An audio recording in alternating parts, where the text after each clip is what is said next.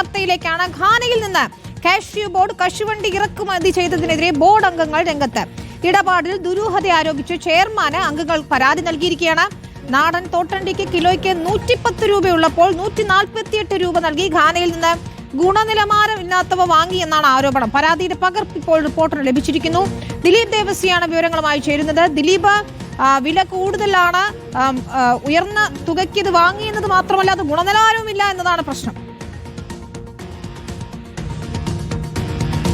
അതെ വിനീത, 15,000 ടണ്ണാണ്, അതായത് 1,50,00,000 കിലോ ആണ് കേരളത്തിലേക്ക് ഘാനയിൽ നിന്ന് തോട്ടണ്ടി വാങ്ങിയത്. ആ സമയത്ത് ഇവിടെ 110 രൂപ വിലയുള്ളപ്പോഴാണ് 148 രൂപ നൽകി ഘാനയിൽ നിന്ന് ഇത്തരത്തിലുള്ള തോട്ടണ്ടി വാങ്ങിയത്. മാത്രമല്ല 2025 തോട്ടണ്ടി വാങ്ങണമെന്നായിരുന്നു വ്യവസ്ഥ.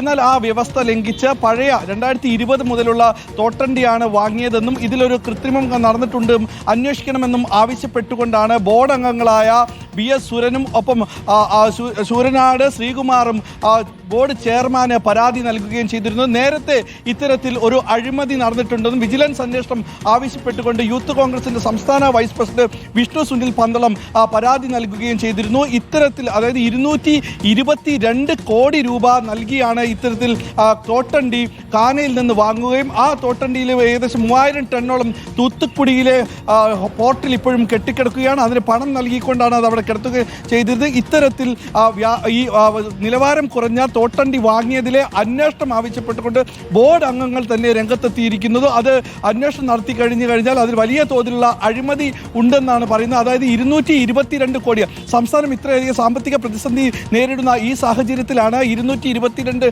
കോടി രൂപ ചെലവഴിച്ച് 110 രൂപയ്ക്ക് ഇവിടെ കിട്ടുന്ന തോട്ടണ്ടിക്ക് പുറമെ 148 രൂപ മുടക്കി തോട്ടണ്ടി വാങ്ങിക്കൊണ്ടുവന്നത് ആരുടെ ആവശ്യപ്പെടണം, ആരുടെ നിർദ്ദേശപ്രകാരമാണ് എന്നുള്ള കാര്യങ്ങളടക്കം അന്വേഷിക്കണമെന്ന് ആവശ്യപ്പെട്ടുകൊണ്ടാണ് ഇത് ഇത്തരത്തിലുള്ള ഈ ഗുണനിലവാരം, അതായത് 2020 തോട്ടണ്ടി വിൽപ്പന നടത്തുകയാണെങ്കിൽ അത് ബോർഡിന് വലിയ തോതിലുള്ള നാണക്കേട് ഉണ്ടാക്കുമെന്നടക്കം പരാതിയിൽ പറയുന്നു. അതുകൊണ്ട് സമഗ്രമായ അന്വേഷണം വേണമെന്നും ഈ 2 ബോർഡ് അംഗങ്ങൾ ചെയർമാന് പരാതിയിൽ പറയുന്നുണ്ട്. ആ പരാതിയുടെ പകർപ്പാണ് ഇപ്പോൾ റിപ്പോർട്ടറിന് ലഭിച്ചിരിക്കുന്നത്. 222 കോടി രൂപ മുടക്കിയാണ് 15,000 ടൺ തോട്ടണ്ടി ഘാനയിൽ നിന്ന് കേരളത്തിലേക്ക് ഇറക്കുമതി ചെയ്തിരിക്കുന്നത്. അതിൽ അഴിമതി ഉണ്ടെന്നാണ് ബോർഡ് അംഗങ്ങൾ അടക്കം പറയുകയും ചെയ്യുന്നത്. വിനീത, ശരി, ദിലീപ് ദേവസ്യാണ് വിവരം നൽകിയതായാലും ചെയർമാന് ബോർഡ് അംഗങ്ങൾ പരാതി നൽകിയിരിക്കുന്നു. അതിൽ തുടർ നടപടികൾ ഉണ്ടാകുമെന്ന് നമ്മൾ പ്രതീക്ഷിക്കുക.